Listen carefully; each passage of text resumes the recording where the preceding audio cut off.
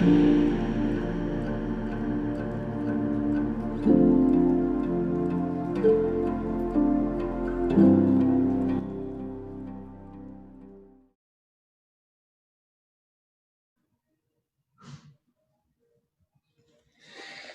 bien, pues esperemos ya estar en el aire. Muy buenas noches a todos, estimados hermanos y hermanas, amigos que nos están viendo a través de estas redes sociales. Es un gusto para nosotros tomar este tema que nos ocupa porque vemos la imperante necesidad de fomentar el conocimiento bíblico. Y este tema pues está ahorita muy calentito aquí en México, porque pues estamos a un paso de ejercer ese derecho que tenemos como mexicanos para elegir a nuestras autoridades. Les damos la bienvenida a todos y también a nuestros participantes en este conversatorio que se llama El Gobierno Civil y el Creyente. Y vamos a abordar 4 temas muy interesantes y que a lo largo de ellos también queremos participar con ustedes. Si ustedes tienen una pregunta, alguna observación, alguna aportación que abone a este más amplio conocimiento que queremos tener para que como creyentes pues podamos ver los principios de Dios que nos ha dejado en su palabra para que sean nuestra guía, nuestra dirección, nuestra brújula, para que como creyentes podamos participar de esta herramienta que nos está dando el gobierno. Saludo desde aquí, desde mi casa, que es la casa de ustedes, aquí en la ciudad de Querétaro, a mis hermanos, a Richard, a Héctor, a Roy, bienvenidos. ¿Quieren saludar? Adelante, Richard. Bueno, muy buenas noches, mis amados hermanos. Pues un gusto estar aquí con ustedes y bueno, es un privilegio poder compartir esta oportunidad de, bueno, ver lo que la Escritura dice acerca de este tema del gobierno y bueno, un gusto estar aquí con ustedes. Gracias, Richard. Héctor, Pastor Héctor. Buenas noches, mis hermanos. Dios les bendiga y un gusto poder también compartir con ustedes este tema por demás interesante. Y los invitamos a que lo compartan. Compartan el enlace en el Face, dense un momentito para que pues se pueda alcanzar a más personas, porque es un tema que vamos a hablar desde un punto de vista bíblico. Muy bien, muchas gracias. Estimado Roy, supimos que andabas un poco malito, esperemos que ya estés muy bien para que pues sí continúes con el ministerio en la mejor forma posible. Te saludamos, tú desde Bernal, nosotros en Querétaro, pero te damos la bienvenida.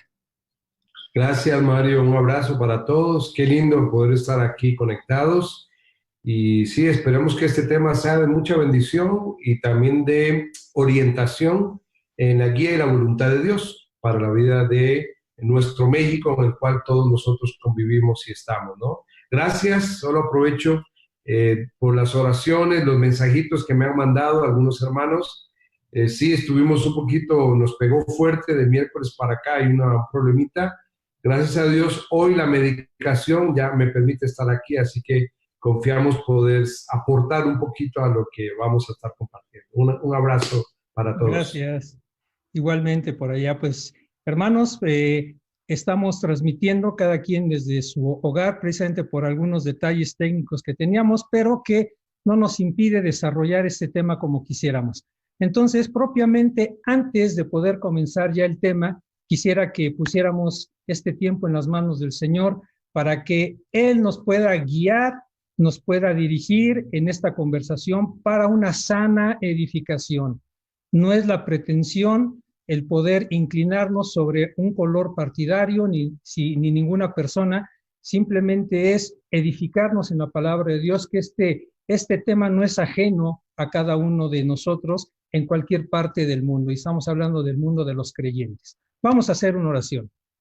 Padre, en esta noche queremos agradecerte la vida, la salud, el bienestar que nos das, y queremos poner en tus manos este tiempo para que tú seas el que nos edifiques y nos guíes, Padre, para que como creyentes podamos estar bien informados, saber cuál es tu voluntad en torno a conocer al gobierno, Señor, y las facultades que nos da como ciudadanos para poder ejercitar esas responsabilidades que tenemos para contigo y para con ellos, Señor.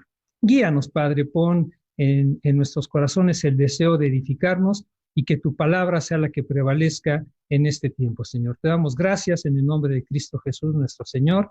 Amén.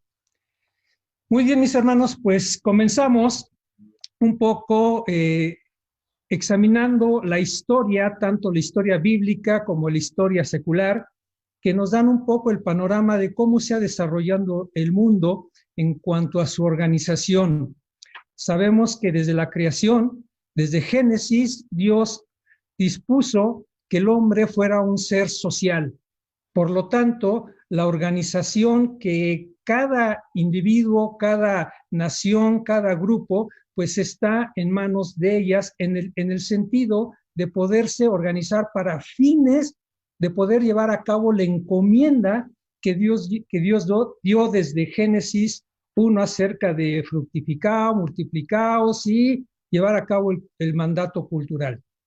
A lo largo de las escrituras podemos ver que al principio el gobierno realmente era regido por Dios, entonces se ha denominado un gobierno teocrático, donde Dios, siendo nuestro hacedor, es el que nos da las instrucciones formativas y aún legales para poder tener una sana convivencia, para poder tener civilidad en todo lo que hacemos, dándonos valores absolutos, morales, que son los que nos van a guiar para poder interactuar en sociedad. Y así vemos el desarrollo de la historia bíblica desde Génesis hasta el libro de Jueces, donde vemos que Dios va levantando hombres para formar una organización en la que funcionaran las cosas de acuerdo a los principios que Él daba. Entonces podemos ver que la teocracia de Dios siempre ha funcionado porque el principio de Dios hacia el hombre siempre es de benevolencia, siempre es de buscar su bien, siempre es de guiarlo ante las diferentes dificultades que se estaba enfrentando conforme pues las organizaciones de los hombres, como iban creciendo en cantidad, pues iban formando comunidades que necesitaban regirse por principios. Sin embargo, a lo largo de esta historia podemos ver que alternativamente a las personas que Dios está usando se están formando naciones alrededor de toda esa creación, de todo ese mundo. Esas naciones también empezaron a organizarse, familias, clanes, tribus, hasta formar ciertas naciones-estado, en las que también necesitaban tener un ejercicio de gobierno. Muchos de esos pobladores erigieron rey entre ellos que fuera el que los gobernara. Un hombre que les diera esos principios y esos lineamientos para que entonces de esa manera pudieran funcionar. Bueno, si eso lo empatamos con la historia de Dios, de su pueblo, vemos que el pueblo de Israel dejó la teocracia para convertirse en una monarquía. Esto es el establecimiento de un rey. Y ese rey tenía que seguir las ordenanzas de Dios. Pero todo lo largo de la escritura vemos cómo el gobierno a través de un solo hombre pues ha sido fallido, porque mucho de lo que los ciudadanos esperan en un hombre que es falible, un hombre que comete errores, un hombre que está sujeto al pecado, pues no puede tener toda la sabiduría ni la dirección adecuada porque precisamente va a fallar en un punto, ¿no? Entonces podemos ver que fuera de la teocracia, el hombre ha tratado de gobernarse como nación por medio de establecimiento de ciertas formas de gobierno. Inclusive, cuando llegamos a la llegada del Señor Jesucristo aquí en la tierra, pues estaba establecido un imperio, el Imperio Romano, el cual ejercía leyes, el cual ejercía dominio. Inclusive el propio Imperio Romano tuvo un momento en el que no fue un imperio, fue una república, en la que por medio de un senado ellos podían gobernar a todo el pueblo, pero pues después le salió la ambición por ahí a Julio César y se estableció como imperio. Todos estos antecedentes pues nos llegan hasta nuestros días, porque inclusive el hombre mismo ha querido gobernarse ya inventando otras formas de gobierno. Y vez tras vez el hombre lo que trata es de encontrar la mejor forma de que como sociedad podamos interactuar. Entonces se han levantado a la par de gobiernos sistemas políticos, sistemas económicos, como es el capitalismo, el socialismo, de ahí se deriva el comunismo y todo ello. Sin embargo, en el tratar de gobernarse el hombre, no ha encontrado la fórmula adecuada. De ahí que buscar un gobierno perfecto humano ha sido muy difícil y hasta la fecha no se ha logrado establecer ese gobierno. Pero el ejemplo de esos gobiernos también nos da la pauta para que nosotros como creyentes podamos identificar qué tipo de gobiernos son los que no deberíamos de poder pensar que deban actuar dentro de nuestra sociedad. Por ejemplo, la historia ha dado formas de gobierno que les han llamado totalitarismo, ya sea fascista, nazista o marxista. Vemos que en el fondo lo que esos gobiernos tratan de hacer es pues manipular todo, establecer un control centralizado totalmente que ahoga a la ciudadanía y que no los deja ejercer los derechos mínimos que se requieren. Entonces, tenemos que visualizar que hay formas de gobierno que la historia ha demostrado que no son de ninguna manera buenos ni que debemos de pensar en la implantación de ellos. Otra es el anarquismo. El anarquismo finalmente es sin ley, cada quien haciendo lo que se le pegue la gana. Y eso siempre va a llevar al caos, siempre va a llevar a no estar de acuerdo, siempre va a tratar de imponerse el más fuerte y realmente se vuelve la ley de la selva.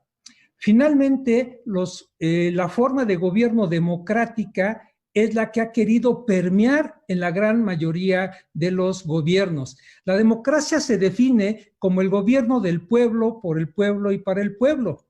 Y es un sistema que da libertad al hombre para seguir y expresar sus convicciones personales y en la que el pueblo tiene en los organismos legislativos y administrativos del Estado una auténtica representación. Ahora, ¿qué nos dice todo eso a nosotros como creyentes?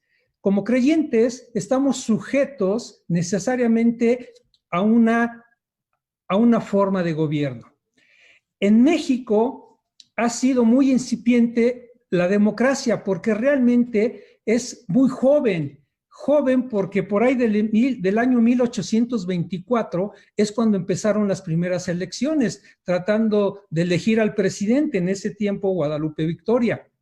Sin embargo, lo curioso de nuestro país, y ahí es donde les voy a pedir un poco a Richard y a Roy que nos hable un poco de la experiencia de su país, como México, como país, realmente la democracia ha sido entrecomillado. ¿Por qué? Porque si desde 1824, y los historiadores nos van a variar un poco en las fechas, hasta ahora se supone que México ha tenido democracia, pero tuvimos muchos años en que solamente había un poder unipartidista. De hecho, la mujer en México no votó hasta por el año de 1954-56. Entonces, podríamos decir que en México la democracia realmente funcionó hasta por ahí de los años 1990, por ahí así. Podríamos decir entonces que en México vivimos un totalitarismo disfrazado de democracia. Eso nos lleva a la lección a nosotros como creyentes de saber que no hay democracia perfecta, pero también como creyentes somos invitados a visualizar y entender aún los propósitos de Dios para nuestros países. Y les pongo un ejemplo. Si no hay sistema perfecto de gobierno, podemos confiar completamente, mis hermanos, que queremos confiar y debemos confiar en que la soberanía de Dios está aún detrás de la historia de nuestros países. ¿Qué queremos decir con esto? Y la demostración es el libro de los reyes. Que un rey, un gobernante, un presidente, alguien que ejerza ese cargo en cualquier país, puede ser de nuestro agrado o puede ser totalmente contrario, pero una cosa es cierta. Dios lo pone ahí para bendición de ese país o para juicio de ese país. Y eso nos alcanza a los creyentes, porque estamos sujetos precisamente a ese gobierno. ¿Y qué hay detrás de esa obediencia o de ese juicio? Lo que hay detrás de todo ello es la obediencia de los creyentes, de la iglesia y aún de la población en general hacia la ley moral de Dios. Y que ninguna ley provoque la violación a los preceptos absolutos y morales de Dios. Cuando no es así, bien dice la Escritura, cuando el impío gobierna, el pueblo gime. Por lo tanto, muchas veces un mal gobierno pudiera ser el ejercicio del juicio de Dios para ese gobierno, como lo hizo con el pueblo de Israel. Entonces, ¿qué experiencia, en pocas palabras, han tenido, por ejemplo, países hermanos como Nicaragua, como Costa Rica, que nos pudieran compartir? A ver, Richard. Bueno, hablando un poquito de Nicaragua, obviamente, como en muchos países, la historia es muy compleja y ciertamente podríamos hablar de que a lo largo de la historia de Nicaragua han habido muchas variantes en este sentido, ya que por muchos años han habido también gobiernos totalitarios. Por ejemplo, podríamos hablar principios del siglo XX en Nicaragua.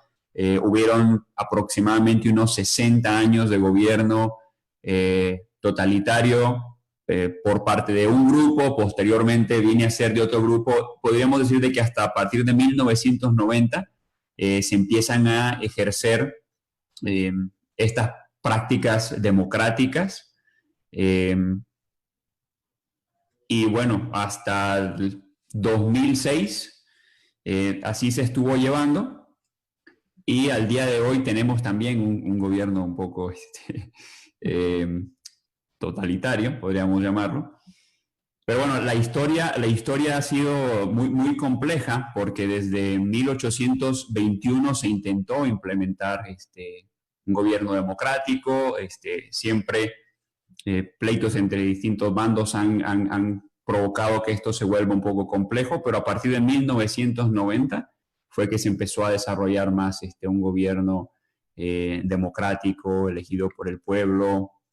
Y bueno, al día de hoy seguimos confiando en Dios y bueno, esperando que Él haga siempre, bueno, que su pueblo entienda sus designios, ¿no? en el país de Nicaragua. Muy bien. Gracias, Richard. Y un poco la experiencia que ha sido en Costa Rica, Roy, ¿qué nos podías platicar brevemente? Bueno, sí, mi patria, Costa Rica, la que me vio nacer, a diferencia un poquito de Nicaragua, que somos vecinos, estamos un poquito al lado, ¿no? Y tenemos corta distancia en realidad de alguna manera. Gracias a Dios nunca nos ha tocado vivir una experiencia de alguna manera totalitaria, por lo menos desde que se consideró lo que fue las elecciones democráticas, ¿no? Costa Rica, antes de 1821, porque la historia, 1821 marca una historia, ¿no? Igual que en Nicaragua, marca un hecho previo y posterior. Antes de 1821 hubo elecciones, pero no eran elecciones libres, sino que eran elecciones conducidas por España, porque estábamos bajo el dominio de España, y eran elecciones que realmente se hacían más a nivel de caudillajes o de influencia religiosa en ese tiempo. Tanto así que antes de 1821 hay una persona en Costa Rica muy conocido, que es Florencio del Castillo, que él era un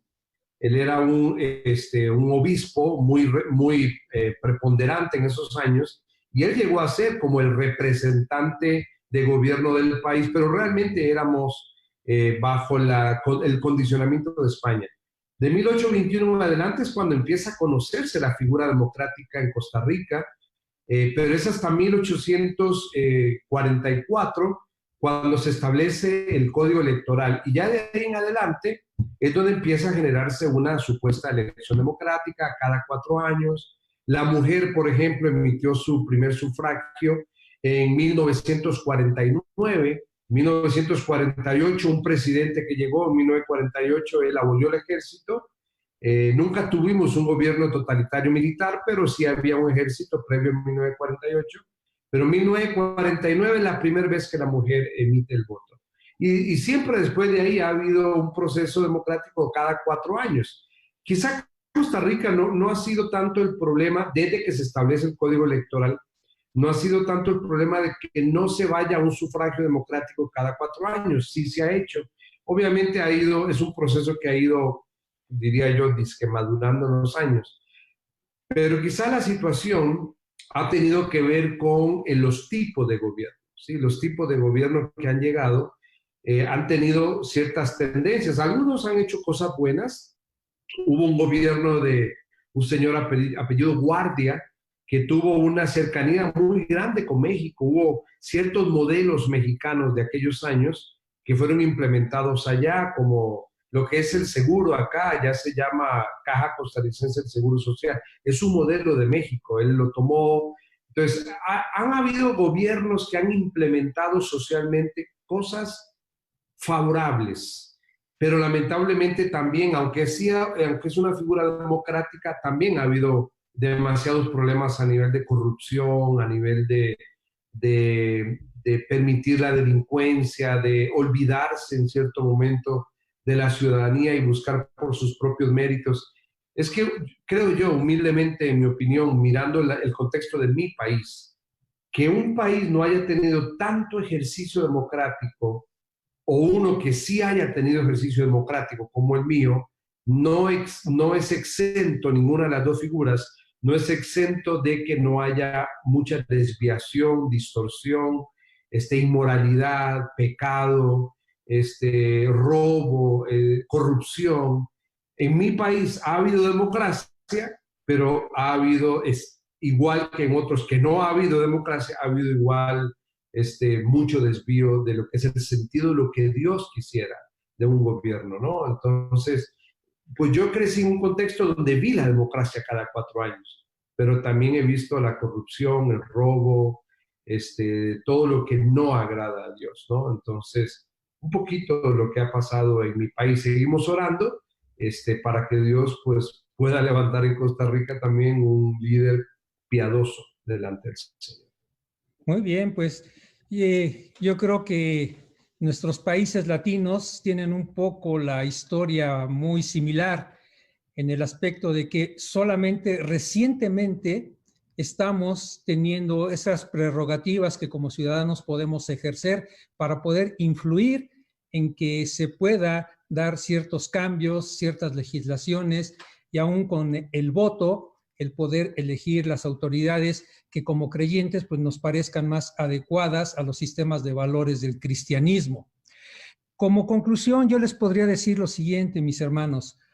Todos los sistemas económicos o políticos que pretenden cambiar la situación político-social sin cambiar el corazón del hombre están abocados al fracaso, porque el hombre es por propia naturaleza egocéntrico. Por lo tanto, el Evangelio no es un manifiesto social, pero impone y requiere un cambio de mentalidad, un cambio de corazón. Sin embargo, también creemos que Dios en su palabra ha dispuesto que Él es el soberano para poder regir los gobiernos que representan a cada nación.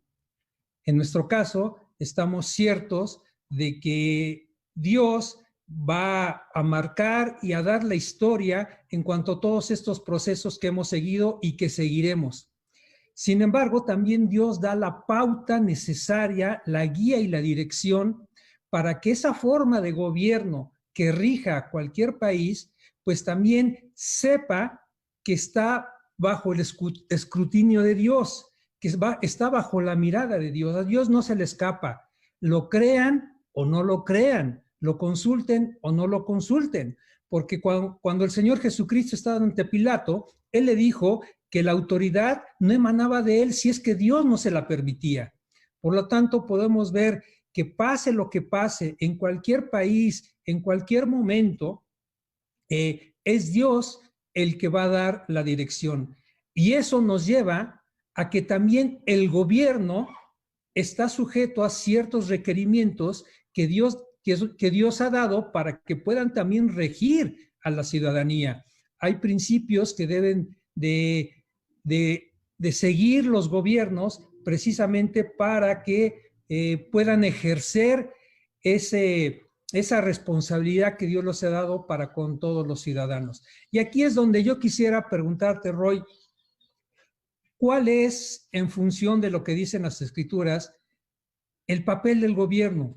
¿Qué podemos esperar del gobierno? ¿Qué Dios sugiere al gobierno o le indica al gobierno en su forma de actuar y dirigirse, pues finalmente a toda la población que gobierna? ¿Qué nos puedes comentar, Roy? Sí, Mario, muchas gracias.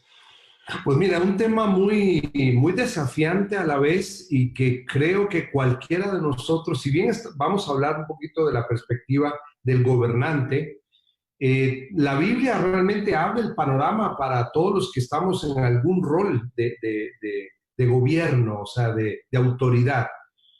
Cuando hablamos de un rol de autoridad, un rol de gobierno, aunque ahorita estamos hablando más enfocado al gobernante de una nación, no tenemos que olvidarnos que la primera responsabilidad de un gobernante es para con Dios. Y de ahí parte todo. A veces nosotros queremos verlo desde la perspectiva de lo que queremos demandar a nosotros de un gobernante. Y realmente la primera responsabilidad de un gobernante no es para con el pueblo. La primera responsabilidad de un gobernante es para con Dios. Y como efecto y resultado de eso, viene el amparo al pueblo. Entonces, ahí comienza el inicio ahí se da inicio a la distorsión del concepto. ¿A qué me refiero con la distorsión del concepto? En función de qué tanto el gobernante entiende su responsabilidad para con Dios, entonces él entenderá cuál es el modelo que Dios quiere de él como gobernante para el pueblo. Si vemos la historia bíblica, vamos a recordar que Dios no quería realmente dar un gobierno humano.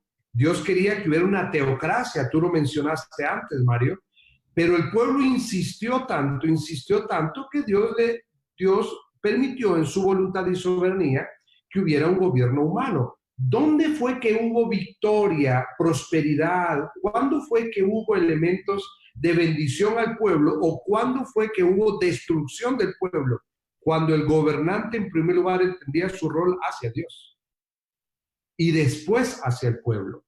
Entonces tenemos que partir de un pasaje, el pasaje que tenemos que partir de Romanos capítulo 13. Romanos capítulo 13, para mí, cuando hablamos de la responsabilidad de un gobernante, en primer lugar, para con Dios, tenemos que entender que Dios es soberano y no podemos partir de otro punto de vista, porque Romanos 13:1 dice: sométase toda persona a la autoridad, que es superior a él. Ahora, ¿por qué Dios invita a la sumisión o a la sujeción a la autoridad? Porque la confianza de autoridad, la autoridad es algo que Dios permite que suceda. Dice, porque no hay autoridad que no esté establecida si no es de parte de Dios. O sea, si hay una autoridad es porque Dios permitió que suceda. No es porque simplemente Él quiso ser autoridad.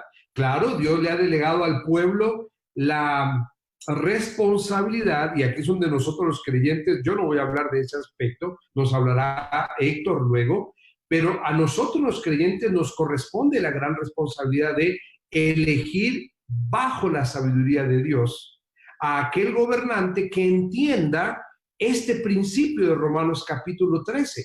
Romanos capítulo 13 nos dice de que Dios lo permite, pero ¿qué sucede cuando alguien me otorga a mí el privilegio y la responsabilidad de tener un rol?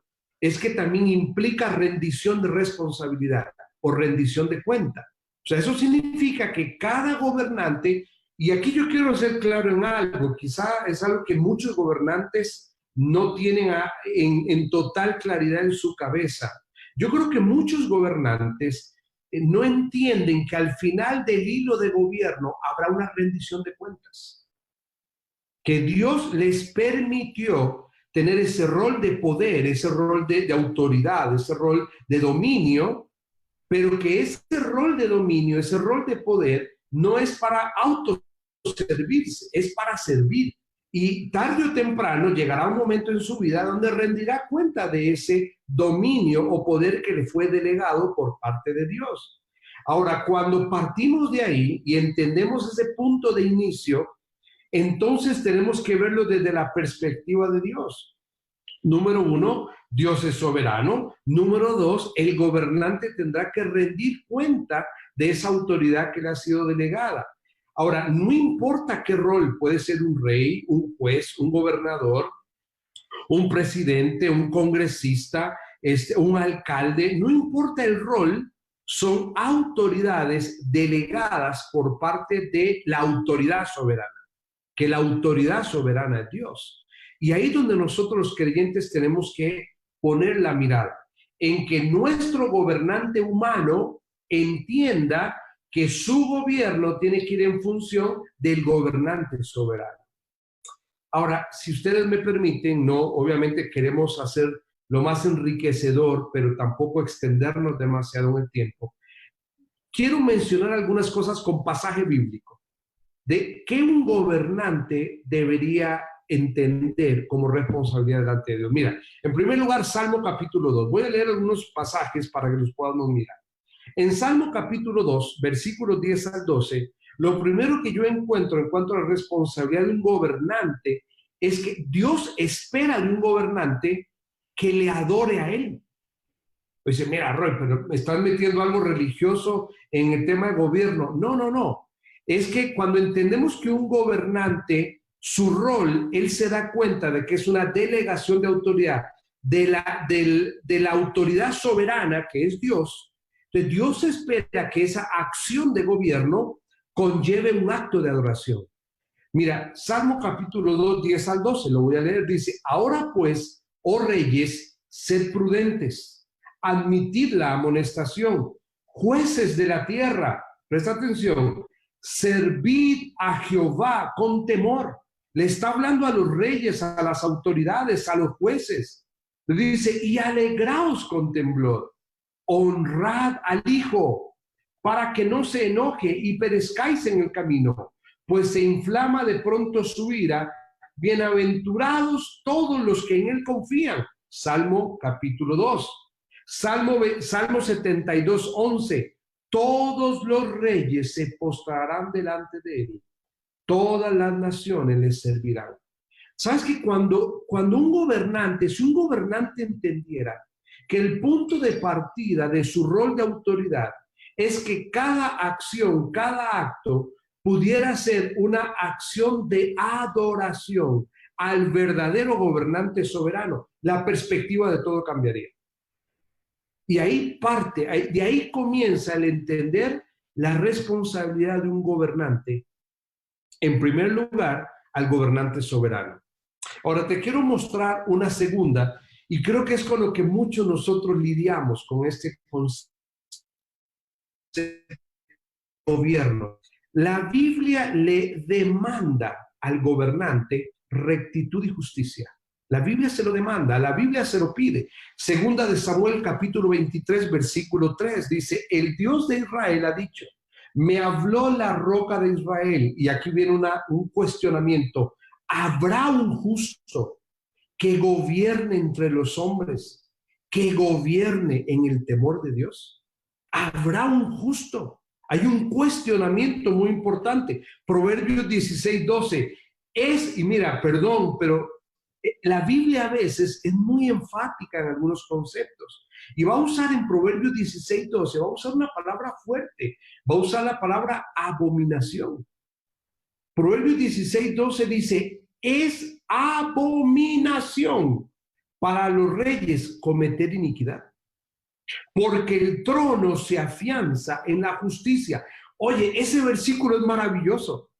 Ese versículo sería para analizarlo con mucho temor, porque habla de que cuando el rey va contra la iniquidad, cuando aquel gobernante, la iniquidad es su proceder diario, se convierte en algo abominable. Porque dice que el trono, o sea, su asiento de autoridad, ese rol de poder que le fue delegado, debería estar vestido de algo, revestido de algo, y es de justicia. Ahora, la Biblia espera, la palabra de Dios, Dios en su soberanía, el soberano gobernador, Él espera de cada gobernante que su conducta no sea de corrupción, que no sea de injusticia, que no sea de desviar el sentido de lo que es el poder que le ha sido dado y encomendado, sino que su proceder sea de rectitud y que sea de justicia. Y es una de las cosas que yo creo que todos nosotros, como más allá de creyentes, sino que como sociedad, anhelamos de alguna manera, anhelamos ver un gobierno que se conduzca con este principio bíblico, el principio de la rectitud y la justicia. Es más, mira, le leo otro versículo más, Proverbios 29:4. El rey con la justicia afianza la tierra, pero el hombre que acepta soborno la destruye. ¡Wow! Cuando yo estaba leyendo estos pasajes y meditando, yo dije, qué gran responsabilidad es estar sentado en una silla de gobierno. Qué gran responsabilidad. No es un juego, por eso decía, el punto de partida es Romanos capítulo 13, porque estamos entendiendo que hay un soberano gobernante que ha delegado un gobierno al hombre, pero que ese gobernante humano, si no entiende en primer lugar que cada acto debe llevar adoración a Dios, como ya leíamos, pero que el primer acto hacia el hombre debería ser de rectitud y justicia, si ese gobernante no entiende esto como punto de partida, ya comenzó mal. Comenzó mal el ejercicio de ese poder que le ha sido encomendado.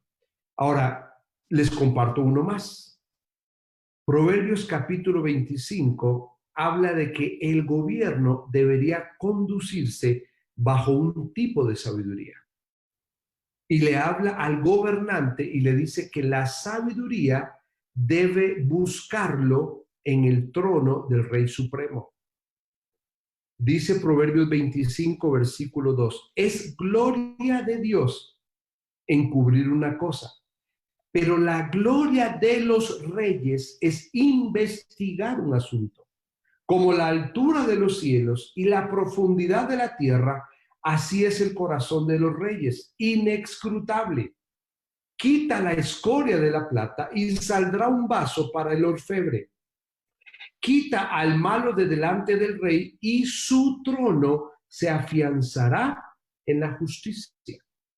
Algo que el pasaje va a hablar en Proverbios capítulo 25 es que el hombre debería investigar según las características de Dios, de la gloria del Supremo sentado. Ese debería ser el ejercicio del rey, el ejercicio de aquel que está en el trono de autoridad.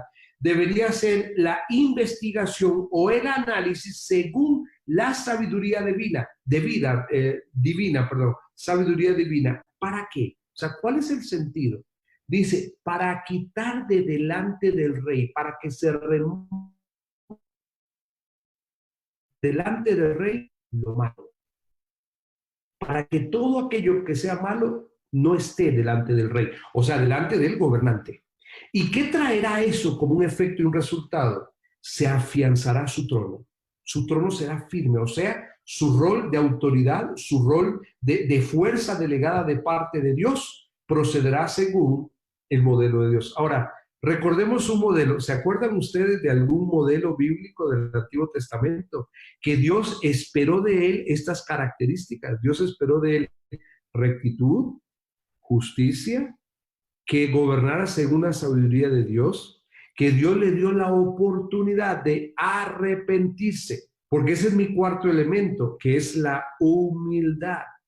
Dios espera de un gobernante humildad. ¿Se acuerdan de alguno? El primer gran imperio. ¿Se acuerdan? Nabucodonosor. Un hombre de gran poder, Recordamos un poco brevemente el ejemplo de él. Fuerza, poder, autoridad, ningún gobierno, ningún imperio en la historia tuvo la opulencia que pudo Nabucodonosor tener en sus manos como capacidad para hacer. ¿Y qué fue lo único que esperó Jehová de él? Se lo advirtió a través de sus siervos, se lo advirtió a través de la revelación de sueños, se lo anunció por muchos canales. Lo que Jehová esperaba de Nabucodonosor era que entendiera la adoración a Jehová, que entendiera que debía gobernar con rectitud y justicia, esperaba de él que gobernara según sabiduría, esperó de él que su conducta fuera de humildad. Tengo un pasaje aquí en la escritura, en 2 de Crónicas 33, dice, y el Señor habló a Manasés y a su pueblo, pero ellos no hicieron caso. Por eso el Señor hizo venir contra ellos a los comandantes de los ejércitos del rey de Asiria, que capturaron a Manasés con garfios, lo ataron con cadenas de bronce y lo llevaron a Babilonia. Cuando estaba en angustia, imploró al Señor su Dios y se humilló grandemente delante del Dios de sus padres. Ahora, ¿qué pasó con Manasés? Lo mismo que pasó con Nabucodonosor. Contextos diferentes, personas diferentes, pero había un hecho. Dios tuvo que usar un mecanismo de dolor para buscar la humillación. Con Nabucodonosor fue así, tuvo que ser tirado al patio, a los patios del palacio, tuvo que conducirse como un animal y tomar forma como la figura que hoy se conoce como una enfermedad psiquiátrica. O sea, hay todo un cuadro maravilloso en la vida de Nabucodonosor, así como nos relata segunda de Crónicas, el relato de Manasés. ¿Pero por qué? Porque hay momentos donde Dios necesita usar un mecanismo de dolor para quebrantar la soberbia. Y eso es un poco triste cuando hablamos de gobierno. Gobernantes soberbios es el primer indicativo de peligro de que no escucharán la voz de Dios. Y eso es un elemento de alarma para nosotros. El gobierno soberbio es el primer elemento que Jehová detesta. ¿Y qué sucede? ¿Cuál es el resultado de un ejercicio soberbio de un gobernante? Es quebrantamiento.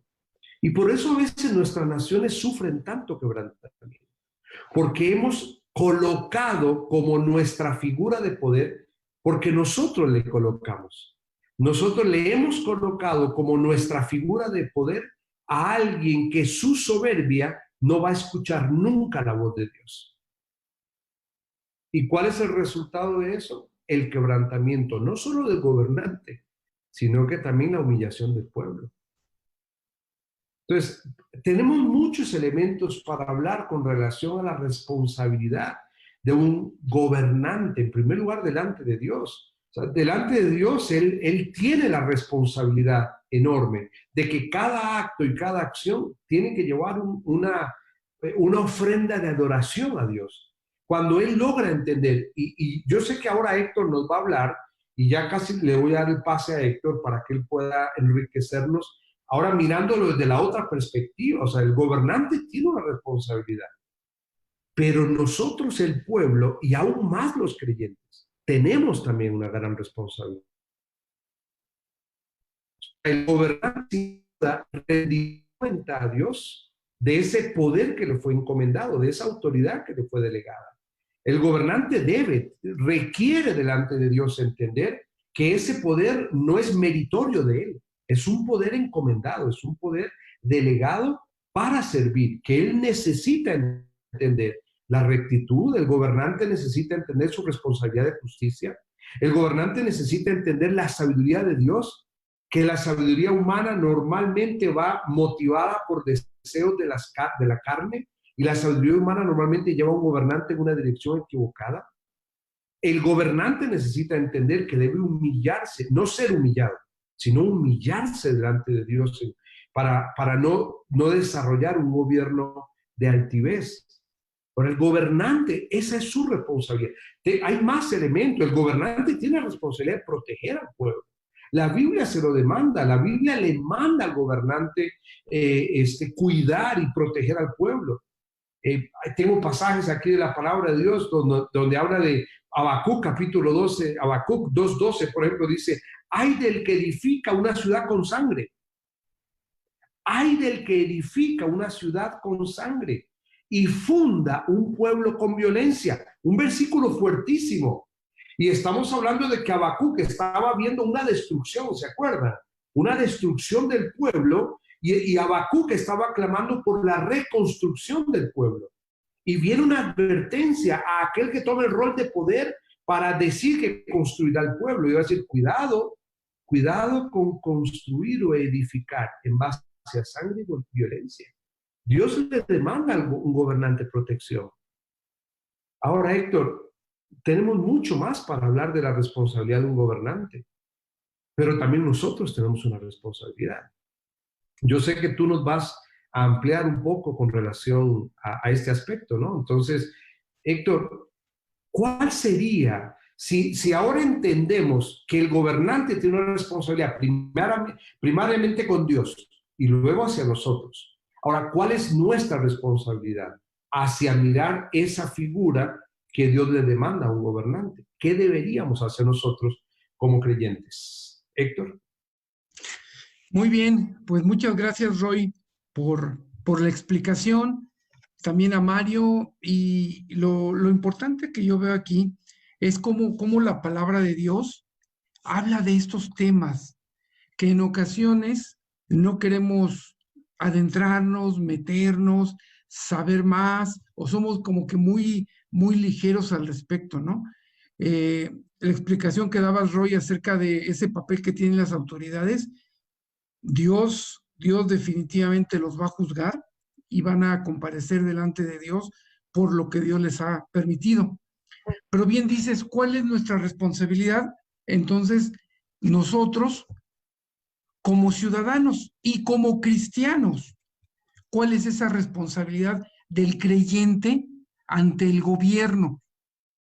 Y pues les pido a los papás, si tienen a sus hijitos ahí a un lado, o a sus hijos adolescentes, o al abuelito, algo que sigan escuchando, que se acerquen para que sepan lo que la palabra de Dios dice sobre este tema, que a nosotros prácticamente nos compete a todos.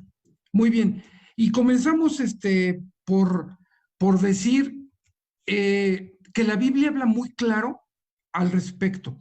Voy a mencionar únicamente tres versículos que el apóstol Pablo y el apóstol Pedro hablan al respecto. Y si quieren anotarlos, les digo cuáles son. Es Primera de Timoteo, capítulo 2, versículos 1 al 3. Y a la letra dice lo siguiente, fíjense, dice: exhorto ante todo a que se hagan rogativas, oraciones, peticiones y acciones de gracias por todos los hombres. Luego dice: por los reyes y por los que están en eminencia, para que vivamos quieta y reposadamente en toda piedad y honestidad, porque esto es bueno y agradable delante de Dios, nuestro Salvador. Entonces, normalmente como iglesias, como cristianos, sí nos ponemos a orar por esto, por aquello y por lo otro. Pero ¿cuándo oramos por los reyes o por los que están en eminencia? ¿Y para qué? Dice: para que vivamos quieta y reposadamente en toda piedad y honestidad. Entonces, hermanos, como cristianos, Dios nos está llamando a que oremos por ellos, por estas autoridades. Muy bien. Segundo versículo, y ya lo mencionó un poco Roy, yo lo voy a dar un poco más de versículos, que es Romanos 13, del 1 al 7. Fíjense lo que dice la palabra de Dios. Y el objetivo de este conversatorio es que digamos el punto de vista de la palabra de Dios, no el nuestro. Porque nosotros ya tenemos prejuicios, preconceptos que podemos decir, discutir y un montón de comentar. Pero ¿qué dice la palabra de Dios? Y Romanos 13, del 1 al 7, anótenlo, Romanos 13, del 1 al 7, dice así: sométase toda persona a las autoridades superiores, porque no hay autoridad sino de parte de Dios, y las que hay por Dios han sido establecidas. De modo que quien se opone a la autoridad, a lo establecido por Dios, resiste, y los que resisten acarrean condenación para sí mismos, porque los magistrados no están para infundir temor al que hace el bien, sino al malo. ¿Quieres, pues, no temer la autoridad? Haz lo bueno y tendrás alabanza de ellas, por lo cual es necesario estarles sujetos, no solamente por razón del castigo, sino también por causa de la conciencia. Pues por todo esto pagáis también los tributos, porque son servidores de Dios que atienden continuamente a esto mismo. Pagar a todo lo que debéis, al que tributo, tributo, al que impuesto, impuesto, al que respeto, respeto, al que honra, honra. Ok, esos son dichos del apóstol Pablo. Ahora, ¿qué nos dice el apóstol Pedro? En 1 Pedro 2, del 11 al 7. Y también vamos a ponerle atención, lo repito, anótenlo. 1 Pedro 2, del 11 al 7, dice: amados, yo os ruego como a extranjeros y peregrinos, ojo, vean esta parte, extranjeros y peregrinos, que os abstengáis de los deseos carnales que batallan contra el alma, manteniendo buena vuestra manera de vivir entre los gentiles, para que en lo que murmuran de vosotros como de malhechores, glorifiquen a Dios en el día de la visitación, al considerar vuestras buenas obras. Por causa del Señor, repito, por causa del Señor, no de los hombres, no de los amigos, no de los familiares, no del puesto político, no del hueso, como decimos en México. Por causa del Señor, someteos a toda institución humana, ya sea al rey como a superior, ya a los gobernadores como por él enviados, para castigo de los malhechores y alabanza de los que hacen bien. Porque esta es la voluntad de Dios, que haciendo bien, hagáis callar la ignorancia de los hombres insensatos, como libres, pero no como los que tienen la libertad como pretexto para hacer lo malo, sino como siervos de Dios. Honrad a todos, amad a los hermanos, temed al rey. Muy bien. Bonitos versículos, se oyen muy interesantes, pero aquí hay algo que debemos de considerar mucho. Pablo y Pedro escribieron estos textos hace cerca de 2000 años.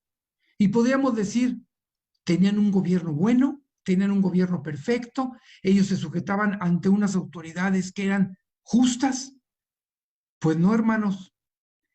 Ellos estaban bajo el dominio de los romanos, de un poder, de un imperio tremendamente corrupto, tremendamente injusto, que atacaba en esa época a los cristianos. Fíjense cómo lo atacaban. Los romanos, para comenzar, eran politeístas. Cada vez que conquistaban una zona nueva, incorporaban sus dioses a las costumbres romanas, y especialmente dioses griegos. Llegaban, conquistaban un territorio e imponían su manera de pensar. Correcto, viene el Señor Jesucristo y comienzan sus discípulos, y está el nacimiento de una religión monoteísta en Palestina. ¿Cuál? El cristianismo. ¿Y qué importancia tiene esto? Pues bien, el cristianismo, repito, era monoteísta, es decir, creía en un solo Dios, predicaba la igualdad entre los hombres, y al negar la divinidad del emperador, porque el emperador en ese tiempo se creía que era divino, hizo que la iglesia fuera perseguida.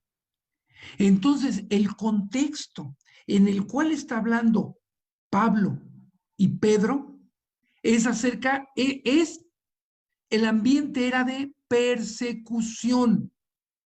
Si te decías cristiano, corrías el riesgo de que te apresaran, te mataran te quitaran todas tus posesiones. Ese es el contexto histórico, social, cultural, religioso y político y legal en el cual Pablo y Pedro nos dicen que nos sujetemos a esas autoridades. Bien lo dijo Roy, entendamos este principio, hermanos. Dios en su soberanía está permitiendo que tengamos este tipo de autoridades. Pero ¿cuál es nuestra responsabilidad? Es de lo que estamos hablando en este momento. Pero entonces las palabras de Pedro y Pablo tienen fuerza, claro, claro que sí, es la palabra de Dios. ¿Y cómo vamos a seguir entendiendo todo esto? ¿Cuál es mi responsabilidad entonces como cristiano? Continuamos y decimos lo siguiente. En primer lugar, hermanos, debemos de tener conciencia que los creyentes tenemos dos ciudadanías. Escuchen bien, los creyentes tenemos dos ciudadanías. La del cielo. Si no, véanlo en Filipenses 3:20, en el 4:3 de Filipenses también, donde está registrado nuestro nombre en el padrón del libro de la vida del Cordero. Apocalipsis 3:5, Apocalipsis 13:8, 20:12 al 15, tenemos varias referencias al respecto. Nuestra ciudadanía está en el cielo, donde está reservado un estupendo apartamento, según Juan 14, ¿no? El Señor lo fue a preparar, con tesoros que no pueden ser hurtados, ni hincharse, ni perderse, según Mateo 6:19 al 20. Tenemos esta ciudadanía celestial. ¿Y saben qué? Nuestro candidato ya ganó. Nuestro candidato ya obtuvo el triunfo, porque es Jesucristo, Rey de Reyes y Señor de Señores, a quien le debemos nosotros honrar y adorar. Por lo tanto, mis hermanos, en las urnas no rebajemos a Jesucristo y pongamos ahí que votan por Cristo, porque no es su gobierno. Él no va a gobernar, Él ya está gobernando. Gloria a Dios por eso. Luego, además de tener una ciudadanía celestial, tenemos una ciudadanía aquí en la tierra.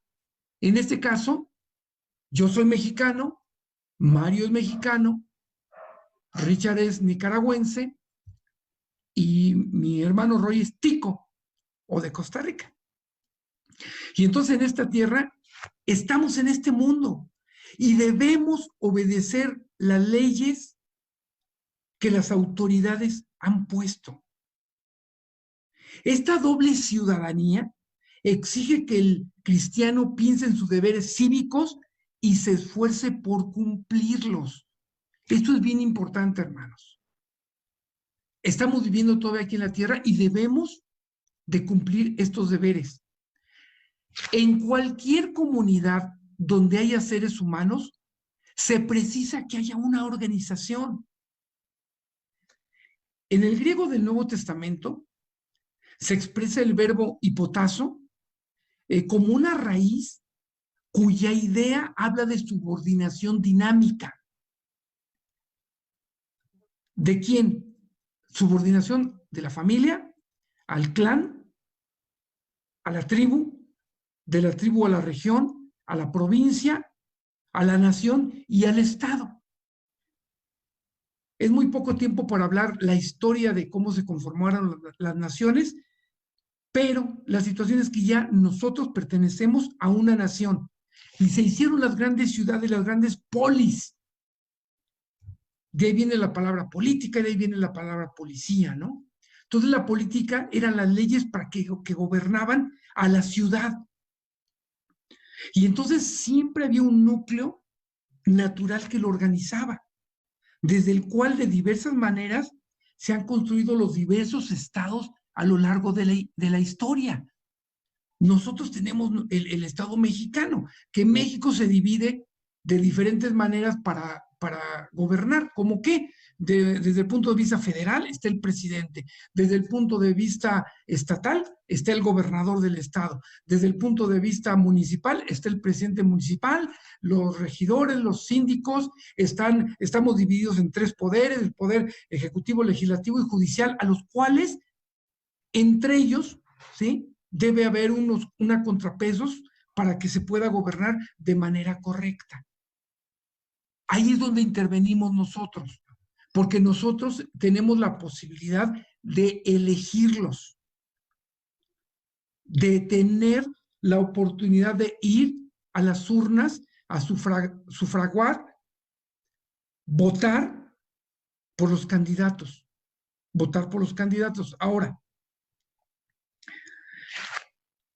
el Estado, como la Iglesia y la familia, han sido fundados por Dios. Ya lo leímos en Romanos 13. Ahora, toda autoridad viene de Dios. Y las que hay, por Dios han sido organizadas. Por lo tanto, esta palabra de organizadas o establecidas por Dios es una palabra que se usaba para indicar la colocación de un ejército en orden de batalla. De ahí viene la palabra táctico. Por lo tanto, nuestro papel es importante como ciudadanos para ejercer el voto. Ahora, en México, en nuestro país, ya hablando directamente de nuestra nación, la Constitución Política de los Estados Unidos Mexicanos establece en el artículo 35 que dice que son derechos de la ciudadanía votar en las elecciones. Y entonces, es un derecho. Por lo tanto, como mexicano, cuando sea ciudadano, esto es mayor a 18 años y tener un modo honesto para vivir, tenemos la obligación, pero también el derecho de ir a las urnas a votar, a emitir el sufragio. Fíjense que es bien interesante que este término sufragio tiene origen en el latín del vocablo suffragium y se refiere al derecho de participar a través del voto de forma constitucional y política. ¿Por qué lo digo, hermanos? Porque no siempre se ha tenido este derecho. Este derecho, como bien dijo Mario, tiene poco tiempo. De hecho, las mujeres en nuestro país no votaron sino hasta el 17 de octubre de 1953. Antes no se le permitía a la mujer votar. Fue con el presidente Adolfo Ruiz Cortines que promulgó esta reforma, pero únicamente votaron por diputados federales en esa legislatura. Por lo tanto, hermana, tú tienes un derecho a votar, que en 1953 se constituyó. Entonces, si este derecho lo tienes, ejércelo. Ahora, es bien importante entender las características de este sufragio o de este voto, porque es universal, libre, secreto, personal, intransferible e igualitario. ¿Por qué hago esta mención? Porque había ocasiones en algunos países que el voto no era universal, es decir, no era para todos, sino para cierto tipo de sectores. Por ejemplo, los esclavos o las mujeres no podían votar. Es libre. Si quieres lo ejerces, si no, no, pero es un derecho. Es secreto. Nadie te va a cuestionar o no debe cuestionarte si estás ejerciendo el voto. Es directo, es decir, no va a pasar por otras instancias, sino es tuyo. Es personal. Nadie más tiene que ejercerlo. No puede ejercerlo otra persona en tu nombre. Intransferible, igualitario. ¿Qué significa también esto? Que tu voto vale igual el de una persona de 18 años que sea analfabeta a una persona que tenga un posgrado o 3 doctorados. Vale lo mismo el voto. No hay un voto calificado. Vean, eso es lo bonito que nosotros podemos tener en nuestro país. Entonces, llegando a algunas conclusiones, hermanos, ¿cuáles son los derechos cívicos del creyente? Del creyente, ya hablando de manera general. ¿Qué nos dice el Nuevo Testamento? Podemos decir lo siguiente. Número 1, el creyente debe esmerarse en la obediencia y sumisión a las autoridades y las leyes, no solo por temor al castigo, sino en conciencia, para tener una conciencia bien delante de Dios. Estas leyes incluyen, por supuesto, no solo las del voto, sino las de contratos, todo tipo de negocios, etc. Número 2, ¿qué otro deber cívico tenemos?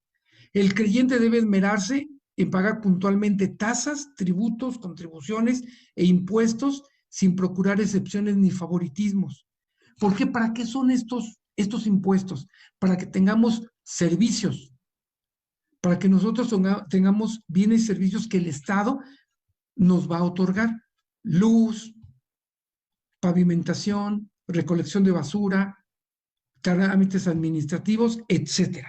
Entonces debemos de contribuir a ellos. 3, el creyente debe a las autoridades no solo sumisión y obediencia, sino también honor y respeto. Entonces, hermano, en ocasiones tú puedes estar o no a favor de cierto candidato, de cierto partido, etcétera, pero sí le tienes que tener respeto, porque son establecidas por Dios. 4, el creyente no puede eximirse de su participación en la vida política, sino que debe cooperar aportando sus ideas, eligiendo a los mejores, gobernando y administrando con equidad, honradez y responsabilidad, si es que es elegido para puestos de mando. Ahora, ¿qué principios nosotros podemos tener para emitir nuestro voto? Este conversatorio nosotros no vamos a decir por quién votes. Cada quien es libre de ejercer su voto. Es un derecho.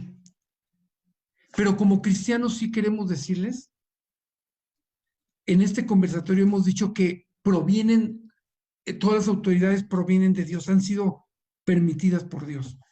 Pero la responsabilidad tuya como cristiano es buscar una plataforma o un candidato que vaya más acorde a los principios de un Dios santo, justo, puro e íntegro. Lo más parecido.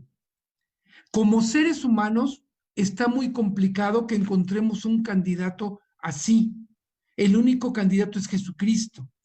Pero Jesucristo no necesita de nuestro voto, porque Él es Dios. Pero nosotros, se nos ha delegado la responsabilidad de poder votar. Por lo tanto, lo tenemos que hacer de la manera más responsable, más cuidadosa, en oración, y quitarnos ciertos prejuicios, como cuáles son, como simpatías por gente que pueda ser muy carismática, por economía, esto es que las personas te hayan prometido algo que te van a dar si es que ganan. 3, debemos de hacerlo de manera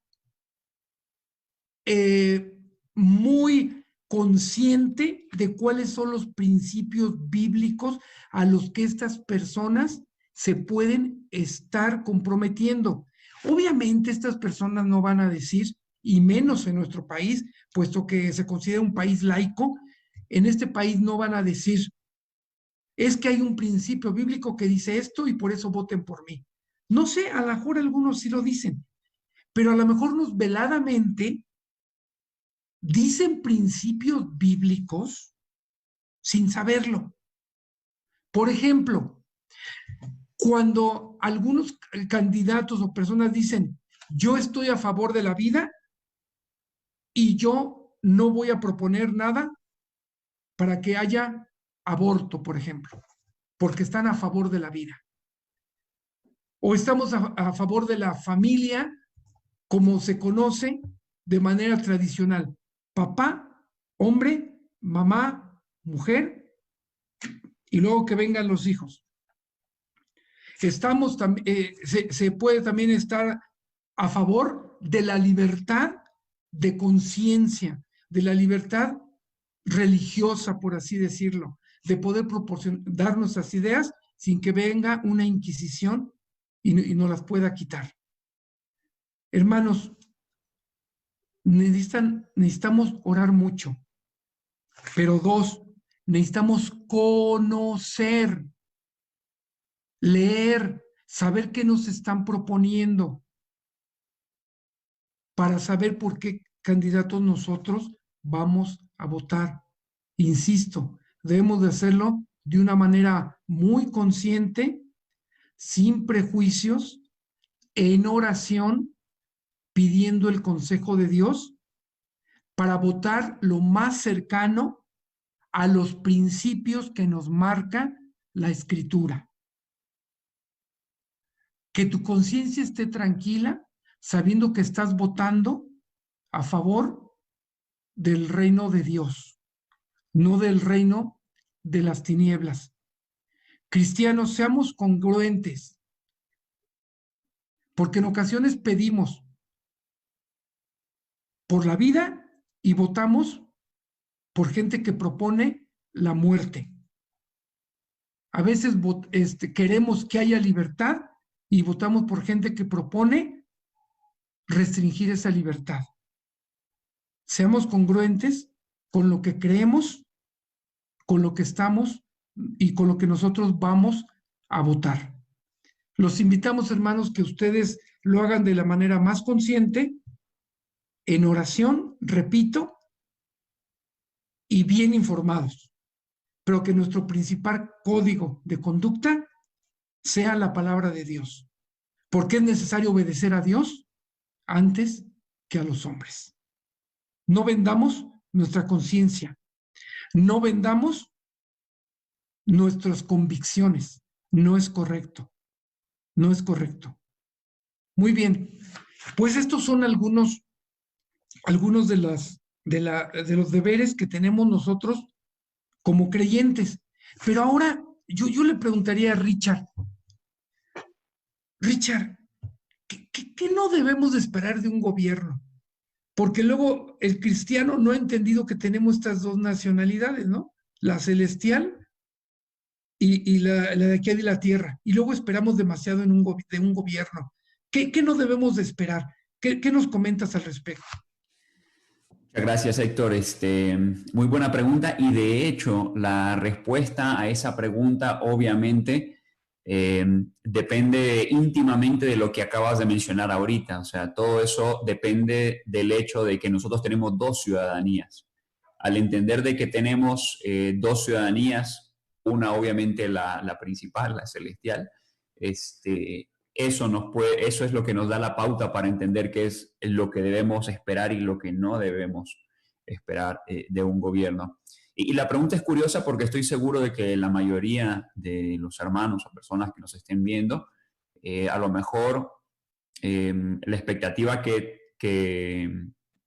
tenían de lo que se fuera a hablar, a lo mejor solamente tenía que ver con qué debo esperar del gobierno, qué debo exigir del gobierno.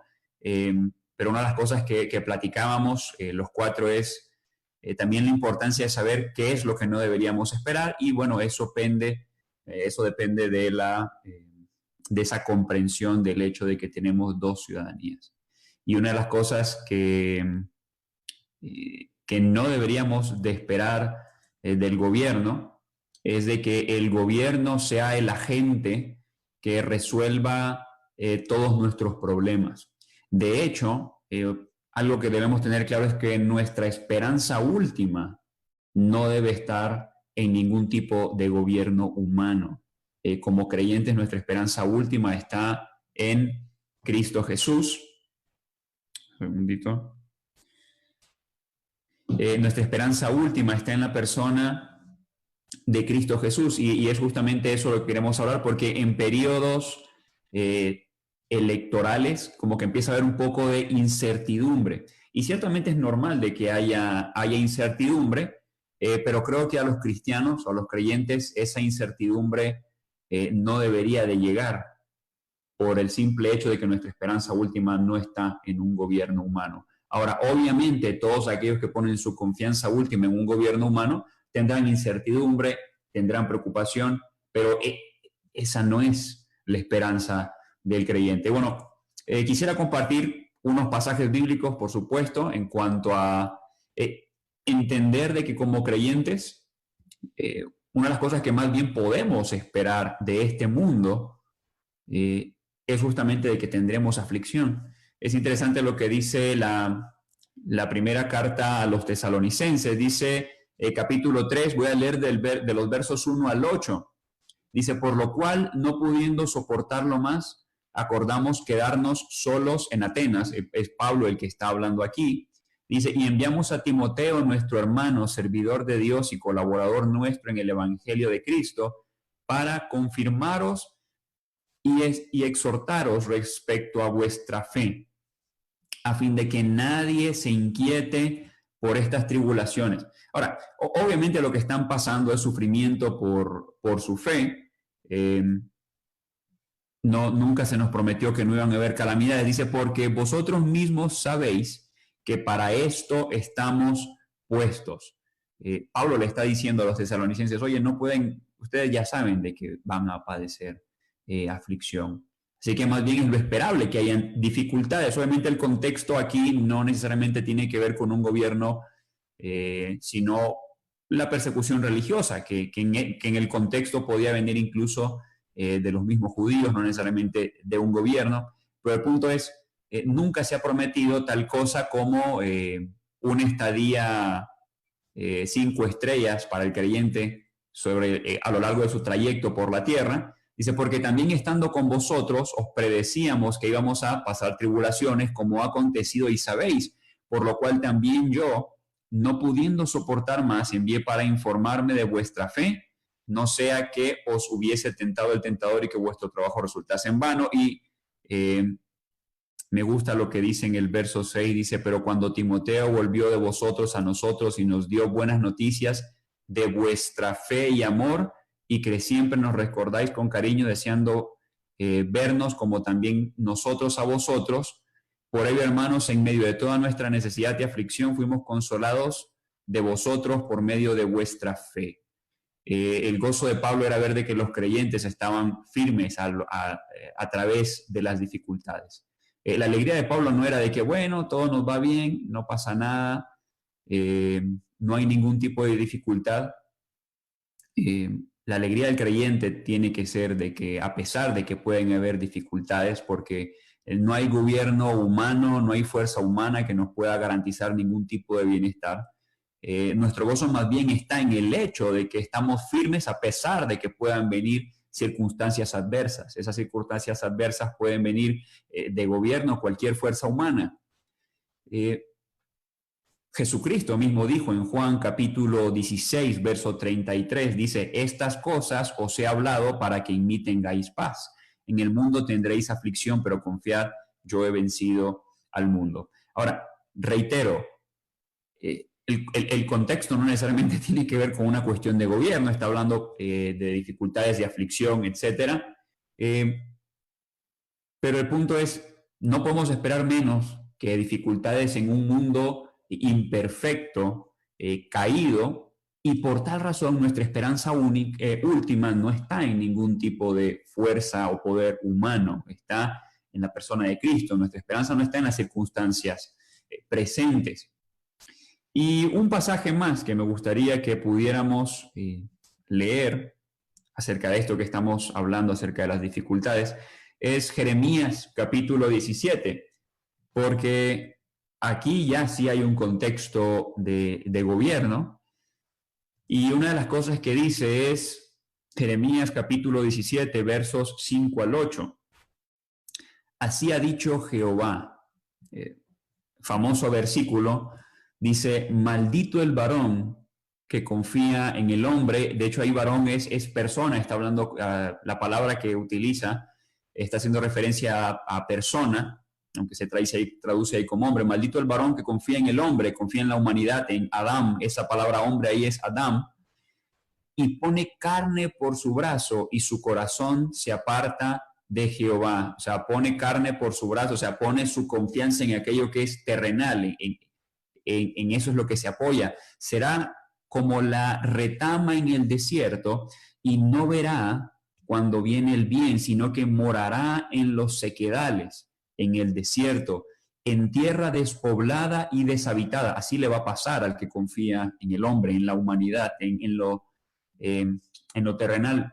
Y luego, verso 7 dice, bendito el varón que confía en Jehová y cuya confianza es Jehová, porque será como el árbol plantado junto a las aguas, que junto a la corriente echará sus raíces y no verá cuando viene el calor, sino que su hoja estará verde y en el año de sequía no se fatigará ni dejará de dar fruto. Ahora, ¿cuál es el contexto de ese pasaje? Si nosotros leemos, nos vamos a dar cuenta de que Jeremías está predicándole a Judá, el reino del norte, y Jeremías estaba prediciendo de que iba a venir un pueblo extranjero a hacer juicio sobre Judá. Y es interesante porque una de las razones por las cuales juicio venía sobre Judá era justamente por el mal gobierno de Judá. Vamos a darnos cuenta de que el profeta Amós, por ejemplo, va a hablar fuertemente a los líderes religiosos. Ezequiel va a hablar también en contra de los líderes religiosos y va a hablar de ellos como los pastores. Y de hecho ahí va a decir en Ezequiel 34, si no me equivoco, Dios diciendo yo soy el buen pastor que va a ir por su pueblo, no esos líderes que estaban en ese tiempo. Y el contexto de Jeremías es un contexto en el cual vamos a darnos cuenta de que el pueblo está buscando su confianza en un poder político. También los libros proféticos nos van a hablar de cómo hay una alianza entre Judá y Egipto. ¿Por qué? Porque Judá decía, bueno, si los babilonios vienen contra nosotros, bueno, hay un poder político fuerte y ese es Egipto, y Egipto nos va a defender. Y en ese contexto en donde el pueblo de Judá está poniendo su confianza en lo humano, en lo terrenal, Dios les dice, maldito el varón que confía en el hombre. Un contexto en donde personas tienen necesidad, un contexto en donde hay incertidumbre y un contexto en donde el pueblo estaba prefiriendo poner su confianza en un poder político. Como creyentes tenemos responsabilidades, ya eso lo ha desarrollado perfectamente Roy, Héctor, Mario. Tenemos una responsabilidad, tenemos que cumplir con esa responsabilidad que tenemos como ciudadanos, como peregrinos que pasan por este mundo, pero ciertamente nuestra esperanza no es un poder humano, no es un poder político, nuestra esperanza es una esperanza superior. Y por eso Dios dice a Judá, que estaba poniendo su confianza en un poder político, maldito el varón que confía en el hombre. Porque ciertamente el designio de Dios se iba a cumplir. Al final el juicio de Dios se dio, vinieron los babilonios, hubo juicio, el pueblo pasó por dificultades, pero los que confiaron en Dios, Dios los preservó. Y vamos a encontrar en los libros proféticos que se habla de un remanente y cómo Dios protege a su pueblo, cómo Dios guarda a su pueblo. Y ahí vemos de que los que confiaron en Jehová son los que al final son mencionados como el remanente, esos que pusieron su confianza en Dios. Y los que pusieron su confianza en un poder humano, en un poder terrenal, vamos a darnos cuenta de que más bien fueron aniquilados. Aun cuando el juicio de Dios se ejecutó sobre Judá, nos vamos a dar cuenta de que posteriormente, capítulo 25 de Segunda de Reyes, aún así el pueblo va a Egipto. ¿Por qué? Porque siguen confiando en ese poder humano, terrenal, político. Gracias a Dios por gobernadores que sí tienen a Dios como su referente. No podemos decir de que es algo imposible, aunque es algo ciertamente inusual por lo general, un gobernador de que pone su confianza en Dios, y si lo hay, gloria a Dios por eso, pero no puede ser nuestra última esperanza un hombre. Y a veces como creyentes podemos caer en eso, ¿no? Esperando Mesías, un Mesías, un Mesías no celestial, porque el verdadero Mesías fue enviado del cielo, ¿no? Jesucristo dice, yo soy el verdadero pan que descendió del cielo, sino uno terrenal. Nuestra confianza no debe estar en ellos.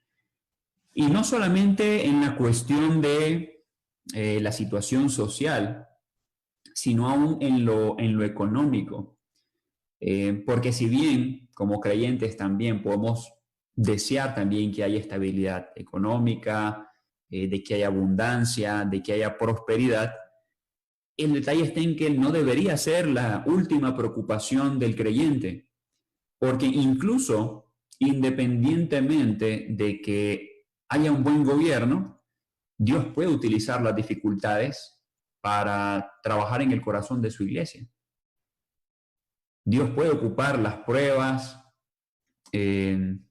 cualquier tipo de imprevisto para trabajar en el corazón de su iglesia. Así que un gobierno ni siquiera es un buen gobierno, hablando de un buen gobierno, incluso un gobierno que pone su confianza en Dios, ni siquiera eso es seguro de que todo va a estar humanamente hablando de manera favorable y perfecta, porque aún en esas circunstancias Dios puede permitir adversidades para trabajar en el corazón de su iglesia. Lo hemos visto en una pandemia, por supuesto que también lo podemos ver en un gobierno, Dios utilizando circunstancias adversas para trabajar en el corazón de su iglesia, de su pueblo. Interesante lo que dice Filipenses capítulo 4. Capítulo 4, versículo 13 es uno de los versículos más mal usados de toda la historia. Filipenses 4:13, todo lo puedo en Cristo que me fortalece.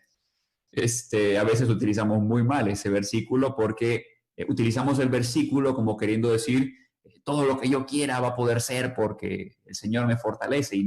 Y si leemos desde el verso 10, nos vamos a dar cuenta que Pablo dice, en gran manera me gocé en el Señor, de que ya al fin habéis revivido vuestro cuidado de mí. Pablo está encarcelado, ese es el contexto. Pablo está encarcelado. Ciertamente podríamos hablar de un momento de soledad, de necesidad de parte de Pablo. Está encarcelado, de lo cual también estabais solícitos. Le está diciendo esto a la iglesia en Filipos. Ustedes estaban dispuestos a ayudarme, pero os faltaba la oportunidad. No lo digo porque tenga escasez. Dice, pues he aprendido a contentarme cualquiera que sea mi situación. Sé vivir humildemente y sé tener abundancia. En todo y por todo estoy enseñado, así para estar saciado como para tener hambre, así para tener abundancia como para padecer necesidad. Todo lo puedo en Cristo, que me fortalece. Y si hay algo que tenemos que saber es que tampoco una promesa de abundancia económica debe ser nuestra última esperanza como creyentes. Porque aún Dios puede hacer pasar a su pueblo por necesidad para trabajar en el corazón de su pueblo. Si Pablo pasó necesidad, que era el apóstol Pablo, ¿no vamos a pasar necesidad nosotros? Y si hay algo que tenemos que aprender de esto es que el creyente verá la abundancia y la necesidad como un medio para darle honra y gloria a Dios. Entonces, nuestra última preocupación es lo económico. No, paréntesis, no estamos diciendo que no es importante, no estamos diciendo de que vamos a votar por alguien que nos lleve a la ruina, ni mucho menos. Pero no es la última preocupación por el creyente. La última preocupación por el creyente va a ser siempre la honra y la gloria de Dios. Por eso vamos a mostrar una inclinación por aquel que muestra un deseo de ir lo más posible acorde a lo que la Escritura nos muestra. Sabemos de que a lo mejor no lo podrá hacer en todo, pero una vez más, nuestra última fe, nuestra fe y nuestra esperanza no está puesta últimamente en lo terrenal, porque maldito el hombre que confía, el varón que confía en el hombre. Y bueno, eso no es, cuando hacías la pregunta, Héctor, ¿qué es lo que no debemos esperar de un gobierno? Eso es lo que no debemos esperar, que sea nuestra esperanza última, que no vaya a haber nunca aflicción, no vaya a haber nunca necesidades. porque sabemos de que aún sobre gobernadores y reyes está Dios, y Dios puede permitir diferente tipo de circunstancias aún para trabajar en el corazón de su iglesia, independientemente de quién esté en el poder. Entonces, pensar en eso, ¿no? De que siempre nuestra mira esté arriba, como dice Colosenses, no mirando lo terrenal, sino lo celestial. Y mientras estemos como peregrinos aquí, buscaremos los intereses de Dios. Así que aún en el ejercicio de nuestro voto, buscaremos aquel al cual va más acorde, ¿no? Hasta cierto punto, ¿no? De principios bíblicos, pero porque eso es lo que nos interesa, que Dios sea glorificado. Nuestro interés no es nuestra conveniencia personal, sino la honra y la gloria de Dios. Entonces, eso es lo que buscamos, no nuestra conveniencia, sino la honra y gloria de Dios. No lo que siempre me va a tener en comodidad, sino la honra y gloria de Dios. No que nunca va a tener dificultades, sino la honra y la gloria de Dios. Y bueno, creo que eso sería el meollo del asunto en cuanto a esa pregunta. Gracias, Richard. Pues este tema da para mucho más. Sinceramente, los puntos que se han tratado son muchos recordatorios de hacia dónde debe de estar la mira, el pensamiento del creyente, porque yo creo que cada uno de nosotros tenemos cierta experiencia actual de los procesos que han vivido nuestros países y que como creyentes nos enganchamos con la dinámica emocional del mundo. Y esa dinámica no siempre está razonada y mucho menos está medida con los parámetros bíblicos. Yo les preguntaría a mis hermanos, ¿cuál creen ustedes que debería de ser el pensamiento del creyente en la actualidad sobre este tema? Ya vimos principios, ya vimos fundamentos, ya vimos historia. Sin embargo, aún las propias familias están divididas, familias cristianas están divididas a favor de uno, a favor de otro, precisamente porque se nos olvida esto. ¿Qué recomendación daríamos a las familias en torno a estos procesos? ¿Qué piensas tú, Pastor Héctor?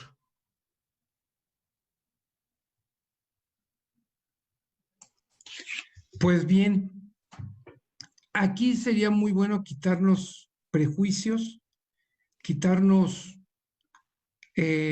cuestionamientos meramente mundanos, de favoritismos irracionales, sino más bien tener una mejor conciencia de lo que puede estar pasando, porque si no tenemos una visión clara o una convicción bíblica de las cosas, nos vamos a dejar llevar por muchas situaciones.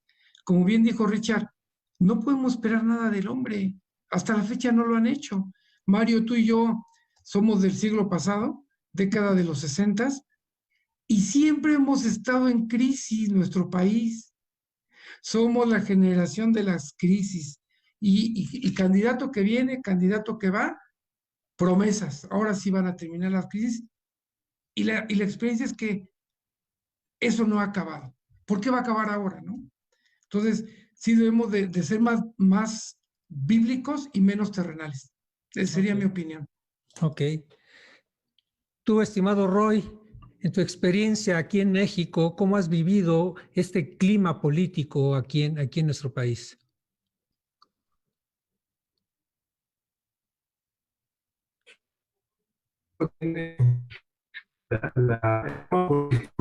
Pues es bien particular, ¿no? Pero realmente no se sale mucho del esquema de muchos otros lugares donde yo me he dado el privilegio de estar, vivir o transitar. Sin duda el tema de la política, y aquí yo quiero ser claro en algo, yo no tengo ningún énfasis político de ningún aspecto, de color, nada, estoy hablando de un concepto global. Sin duda el tema de la política tiende, yo le llamo así, a ver si me logro expresar correctamente. A veces la política se puede convertir en la figura de la ilusión del noviazgo, ¿sí? Es atravesar un sendero de la vida cimentado en una ilusión que nos lleva a perder la objetividad de lo que debemos analizar.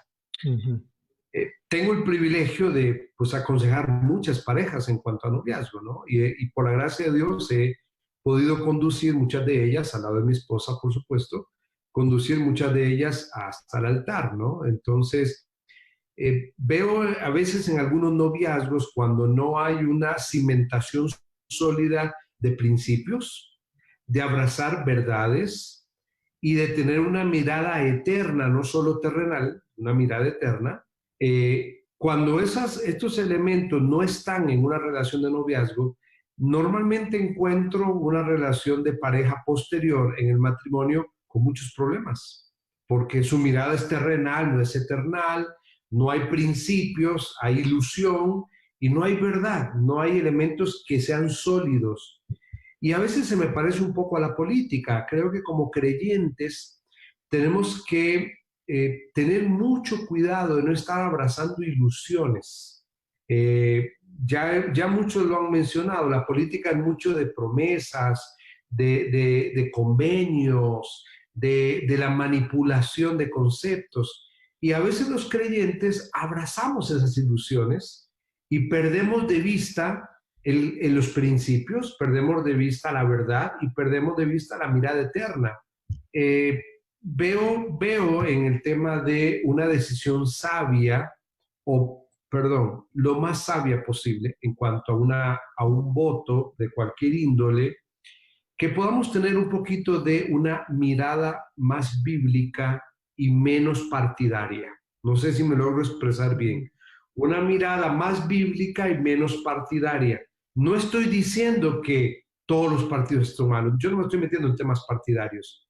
Pero el problema es que el tema partidario es cuando a veces abrazamos costumbres, abrazamos tradiciones, abrazamos ilusiones, abrazamos colores que no necesariamente nos dejan ver con objetividad el panorama bíblico. Yo sé que es difícil a veces decir, oye, pero pues ningún candidato me da como que claridad y esperanza. Pero bueno, tratemos de tener una mirada bíblica desde el punto de vista de Dios para tratar de tomar la decisión más sabia posible a la hora de emitir un sufragio. No sé si fui claro un poquito con mi opinión. Sí, claro. Sí, sin duda, como creyentes, pocas veces nos detenemos a pensar o analizar lo que dicen las Escrituras respecto a estos temas, y somos instruidos a través de las noticias, a través de los periódicos, a través de toda la propaganda que se nos llega. Perdón, Mario, yo agregaría que en lugar de instruidos, influenciados, más que instruidos. Porque más bien como que condiciona un poco nuestra forma de entender las cosas, ¿no? Sí, somos dirigidos hacia algo que como en ese enamoramiento, pues nos lleva a estar en las nubes pensando precisamente que va a solucionar todos nuestros problemas, ¿no? O que nos va a convenir. Richard, tú que por ejemplo estás mucho en contacto con los jóvenes, probablemente los jóvenes no tienen el historial que tenemos ya personas casi del sexto piso como Héctor y yo, que tenemos una memoria histórica de esas crisis y de esos detalles que ya cualquier político no nos convence, no nos llena sus palabras, porque sabemos de que detrás de todo eso hay toda una maquinaria, ¿no? Pero los jóvenes de ahora que no conocen esa historia, tú que has platicado con ellos, ¿cómo perciben esta situación de votar, de elegir candidatos, de estar hacia la izquierda, hacia la derecha, hacia el centro? ¿Tú qué percibes en la juventud, Richard? Pues, como siempre, en todo hay de todo. Obviamente las opiniones son muy variadas. Yo creo que en cuanto a cómo reaccionan los jóvenes en este tipo de temas, hay dos cosas que hay que vaya, que son muy evidentes, ¿no? Una es, unos se van por la apatía. Unos se van por la apatía y simplemente no les interesan este tipo de temas. Creo que ahí debería haber de algún tipo de reflexión, porque si bien, como mencionamos, nuestra esperanza última no está puesta ni en hombres ni en elementos terrenales, ciertamente cuando se va acercando esa posibilidad para poder responder a nuestras responsabilidades como ciudadanos, es importante como jóvenes de que nos informemos qué grupos están más acorde a lo que la Escritura enseña. Entonces, por una parte hay como apatía, ¿no? Como a mí eso no me interesa, no, si no quiero, no ejerzo mi responsabilidad como ciudadano de votar, etcétera. Por un lado hay esa apatía porque es más sencillo, ¿no? Simplemente me desentiendo de lo que está aconteciendo en la sociedad. Y por otra parte, lo que hay es de que a lo mejor el joven simplemente repite lo que tiene en casa, ¿no? Sin necesidad de una vez más estudiar el asunto, ver cuál es el contexto, ir a indagar a mayor profundidad acerca del asunto. Y de hecho les puedo comentar con toda confianza que pues esa fue mi realidad por mucho tiempo, ¿no? Incluso como joven, ¿no? Cuando se acercaba el periodo de tiempo para poder ejercer mi derecho como ciudadano, de votar, etcétera, pues en mi mente siempre hubo, o siempre repetí lo que tenía en casa, ¿no?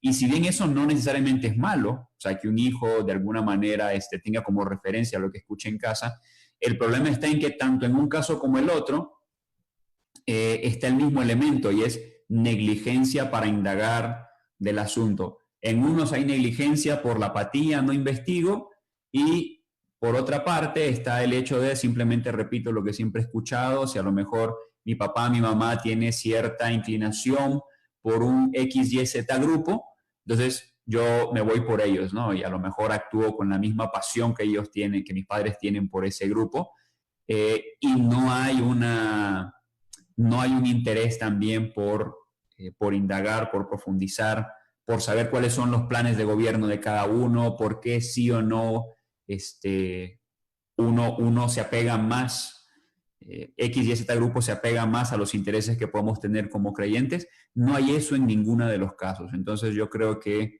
en ese sentido, a lo mejor si hay algún joven que esté escuchando, lo animaría a que empiece a tener esa proactividad de poder contrastar lo que se está ofreciendo con la Escritura, poderlo comparar con la Escritura.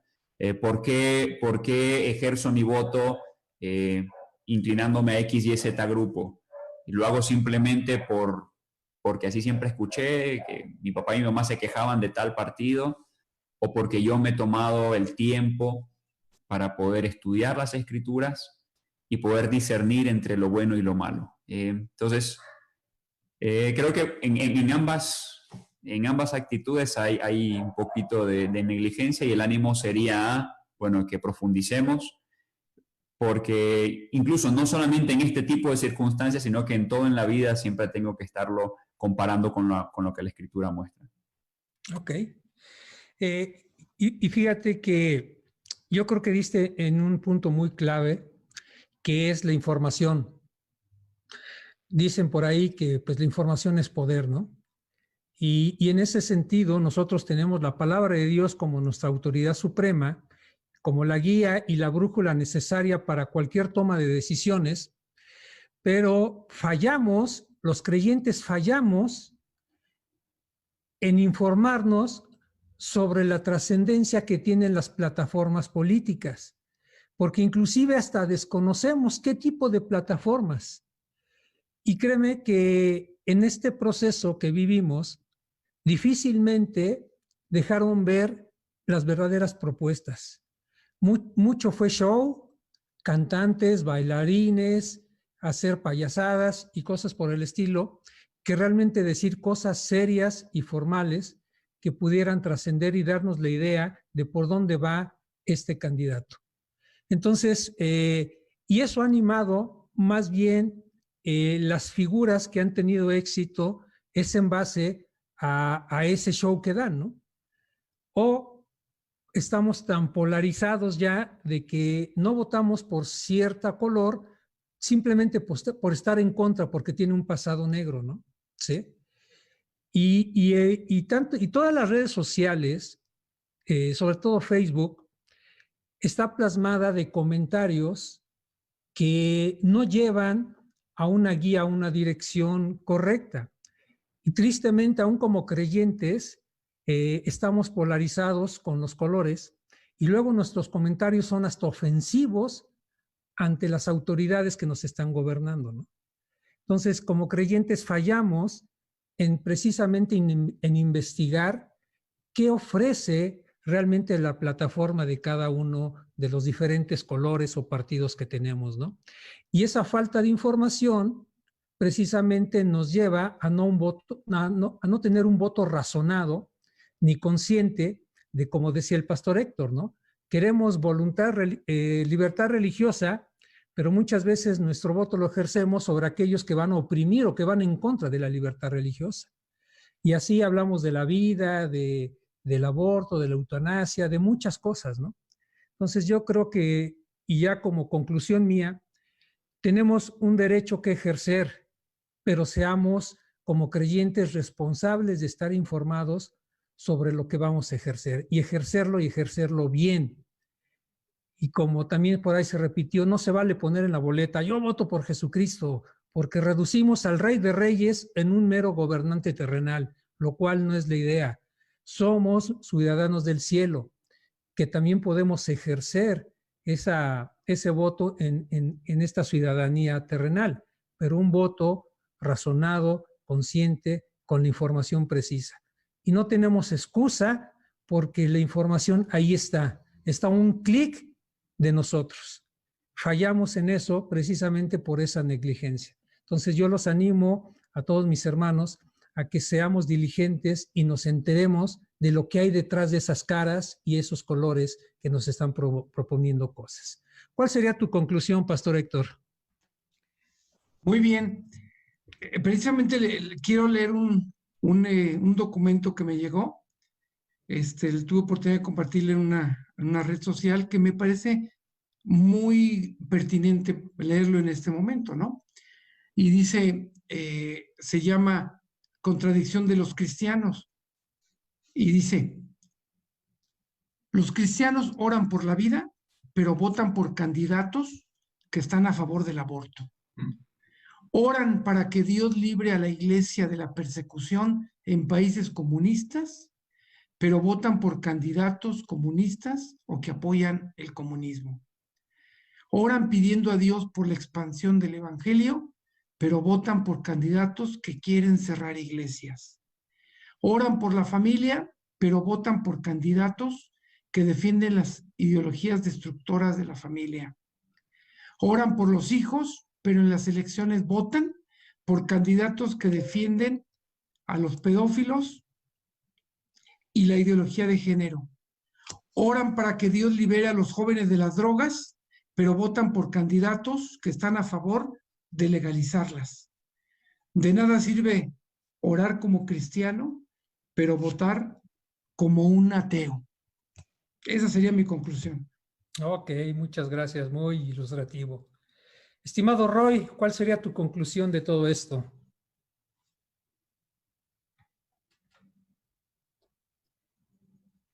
Bueno, quizá una conclusión y solo quisiera leer un pasaje para terminar.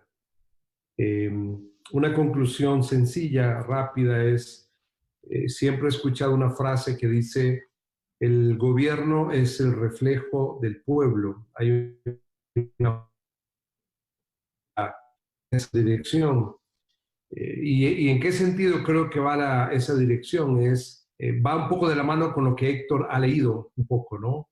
A veces anhelamos algo, pero realmente nuestra dirección de poder, o sea, el sufragio, aquello a quien le damos el poder, a quien le otorgamos la capacidad de dirigir, va en contra de aquello que anhelamos, y me refiero a anhelamos no en un sentido de pasiones, sino en cuanto a valores, verdades y principios que creemos, y quizás estamos totalmente de acuerdo, pero apoyamos lo que va contrario a eso.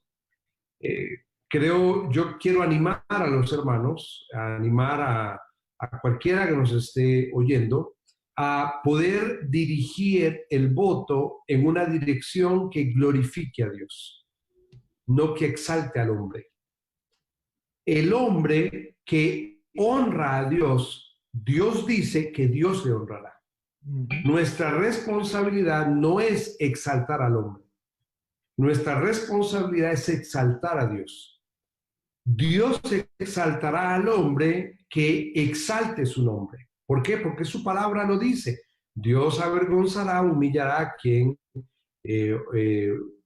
lleve, digámosle, deshonra a su nombre, pero Dios honrará a quien honre su nombre. Entonces, nuestro propósito no es sentarnos en la silla de Dios queriendo honrar al hombre. No, eso le corresponde a Dios. Dios honrará o frenará al hombre según su designio soberano y su sabiduría absoluta. Nuestra responsabilidad como creyentes es emitir un sufragio en la dirección de aquel candidato o de aquella persona que lo más cercano posible, como decía Richard, lo más cercano posible, busque honrar a Dios. Y solo permítame terminar leyendo un pasaje. Isaías 33. Tus ojos contemplarán al Rey en su hermosura, verán una tierra muy lejana. Tu corazón meditará en el terror y dirá, ¿dónde está el que cuenta? ¿Dónde está el que pesa? ¿Dónde está el que cuenta las torres? No verás más al pueblo feroz, pueblo que habla incomprensible, que nadie entiende, de lengua tartamuda que nadie comprende. Contempla a Sión, ciudad de nuestras fiestas señaladas. Tus ojos verán a Jerusalén, morada de quietud, tienda que no será plegada, cuyas estacas no serán arrancadas nunca, ni rotas ninguna de sus cuerdas, porque allí el majestuoso, el Señor, será para nosotros lugar de ríos y de anchos canales, por donde no andará embarcación de remos, ni nave potente por él pasará, porque el Señor es nuestro juez, el Señor es nuestro legislador, el Señor es nuestro Rey, Él nos salvará. La exhortación de este pasaje es: ¿dónde está tu mirada? No en lo temporal y en las pasiones, sino tener la mirada en la eternidad, en aquel que es nuestro verdadero legislador, nuestro verdadero Rey, el único que puede darnos salvación. Que Dios dé sabiduría a su pueblo para tomar una decisión sabia. Amén. Muchas gracias, Roy. Y Richard, ¿cuál sería tu conclusión, Richard? Ciertamente es difícil poder dar una conclusión. Creo que mis hermanos Héctor y Roy han sido muy enfáticos en lo que hemos querido transmitir a lo largo de este conversatorio, pero a lo mejor tratando de aportar un poco, ¿no? Quisiera leer lo que dice, para concluir, Eclesiastés, capítulo 12, versos 13 y 14, porque en el libro de Eclesiastés nos vamos a dar cuenta de que el autor suena un poco pesimista, ¿no? Todo es vanidad, ¿para qué hago esto? Si igual todo eso se va a acabar también, ¿para qué hago lo otro? Etcétera. Y si bien el contexto no necesariamente es de gobierno, lo que me llama la atención es de que el autor concluye mostrando de que a pesar de que debajo del sol, o sea, en lo terrenal, todo parece vanidad, al final solamente hay una cosa que importa. Y lo que dice es: el fin de todo el discurso oído es teme a Dios y guarda sus mandamientos, porque esto es el todo del hombre. Porque Dios traerá toda obra a juicio, juntamente con toda cosa encubierta, sea buena o sea mala. Y al final lo único que nos queda como creyentes es, a lo largo de esta peregrinación por este mundo, es temer a Dios, buscar darle honra y gloria a Dios lo más que podamos. Al final Él va a traer toda obra a juicio, al final Él va a hacer una justicia última, definitiva. No podemos poner nuestra mirada en aquello que está debajo del sol, sino que lo que verdaderamente tiene sentido es, como dice la canción de un grupo, Por encima del sol. Mientras estemos por este peregrinar, temamos a Dios, aún el ejercicio del voto, temamos a Dios, busquemos honrarlo con lo que hacemos y Él va a traer a cuentas todo lo que se haga. Entonces, esa sería mi conclusión. Bien, pues muchas gracias. Y con esto, pues damos por terminado el conversatorio, animando a toda la comunidad de creyentes mexicanos para que el día de mañana podamos salir a votar, ejerzamos ese derecho cívico, no seamos apáticos, no provoquemos la abstinencia, sino más bien ejercer esa prerrogativa que se ganó con sangre.